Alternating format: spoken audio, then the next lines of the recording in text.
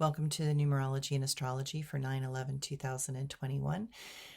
Yes, we are remembering all those people who died in the greatest terror attack in our country, in our history. And, I thought I would just send out a lot of love and support to the firefighters and the police officers and, those first responders and the people that, sacrificed their life in order to try and save other lives. And while that is a beautiful gift of compassion that they give us, I think too often we don't pay attention to the sacrifices that they make and the struggles that they have because of the things that they witness that humanity does. And so today I send out a prayer that we learn peace. We learn to make choices without war and conflict. We learn to accept people where they're at in their personal consciousness evolution. And, we find ways that we can learn to work together rather than continue to tear us apart. So,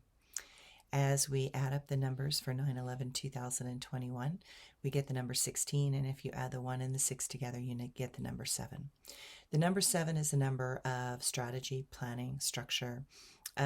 It is a left-brained number. It is a number that likes to organize and put things together in sequences in order to find success. They like the patterns of repetition that they know, give them that flow. I mean, I think, we all have a lot of number 7s in our life. As a ballet dancer, I had kind of a routine that I would do before a performance. And while it wasn't a superstitious routine, it was more just like, I need to eat this kind of food. I need to get to the theater at this time. I need to go through my point shoes. I need to, or all these things that we do as a strategy and a structure. And strategies and structures and strategic planning help us keep a calm mind. We all have particular patterns within which we work and organize our life, and such structures allow us to stress less and give us a sense of continuity. Certain habits put into play in certain order give us a feeling of control, and that allows for a more peaceful place to move from. The problem is that right now, the way the astrology is going does not allow us as much luxury in this domain of control and structure, which is the number 7. That is because Uranus is in Taurus and it's disrupting all things Taurian. And so it's creating revolution, revelation, and changes around the things that used to give us comfort. Around our home, around our security, around our stability. And because of that, we have been trying to create new structures, and we are being forced to step outside of our habits and patterns. So now we need new structures and patterns, and those patterns need to have fluidity and flow with the willingness to constantly adjust to the shifting tides of this world. Within the world of habits, we have to find support in our daily life, and change will always arrive to show us that modification and integrating new ways are necessary. The astrology today. The moon is in Scorpio, bringing a more probing and observant mindset into the situations that present. You may feel a bit more emotional than preferred, and the process could feel intense. Probably best to utilize those activities that support emotional expression and a deep, concise insight into what is arising. Jupiter and Pluto will semi-sextile, and while Jupiter loves to promise those good things, Pluto brings a karmic transformation into the mix. That requires us to listen to our instincts and know that when Pluto puts the pressure on, things can go towards an extreme quickly.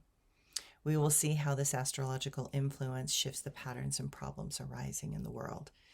We are in a world that wants to believe in ideals, often that have no moral compass. If one is operating within the scope of a more balanced integration of this astrology, we will be attempting optimism while recognizing that being skeptical at the same time is probably healthy, even as it is demoralizing. We are diving into our past to see the patterns that have not worked.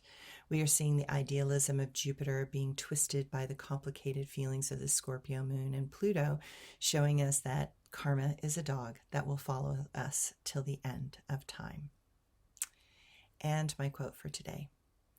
Even within the world of habits that support our daily life, change will always arrive to show us that modification and integrating new ways are necessary. And my blog for today. We had a visit from the bear last night.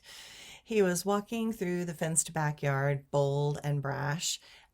He set off the motion detector lights, and my husband roared out the door as he ran away. It is impossible to keep bears out of the yard unless one has a bear electric fence, especially at this time of the year with the apples ripe. And this morning, I woke up to raindrops on the porch and damp air. Oh, it is so lovely. Cooler, and it allows us to feel that the turn of the seasons is approaching. It is going to be a beautiful day in California, and I hope that we continue to get more rain and that we have a deluge in the Sierras, but I will take any drops of rain that come our way. In the cool air, my soul wants to rest. In the dampness, I feel less pressed. The air is calm and the winds are still. I wish for the season where we begin to chill.